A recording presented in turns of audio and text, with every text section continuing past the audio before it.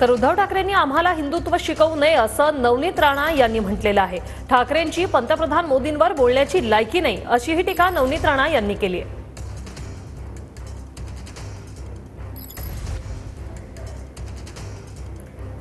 नवनीत राणा यांनी उद्धव ठाकरे यांच्यावर ही टीका केलेली आहे की त्यांनी आम्हाला हिंदुत्व शिकवू नये अशा शब्दात नवनीत राणा यांनी उद्धव ठाकरे यांच्यावर निशाणा साधलेला आहे।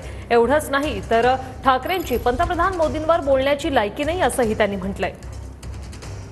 उद्धव ठाकरेजींनी जे पत्रकार परिषद घेतली, जे आज सांगतात आहे की 80 वर्ष जुनं जे हनुमानजीचं मंदिर आहे रेल्वे डिपार्टमेंटची जाग्यावर, त्याच्याकरिता त्यांचं प्रेम बाहेर येत आहे आणि त्याच्याकरिता त्यांनी पत्रकार परिषद घेतली। तर माझा प्रश्न आहे जनाब उद्धव ठाकरेजींना की जेव्हा तुम्ही मुख्यमंत्री होतात, मी मुंबईमध्ये येऊन जेव्हा फक्त एवढंच म्हटलं होतं की मी हनुमान चालिसाचं पठण करेन मी आणि रवीजींनी, तेव्हा तुम्ही अत्याचार केला, 14 दिवस जेलमध्ये ठेवला, लॉकअपमध्ये ठेवला, देशद्रोह कलमा लावल्या, तेव्हा हनुमानजी आणि हनुमान चालिसा का आठवली नाही आणि हिंदुत्व का आठवलं नाही?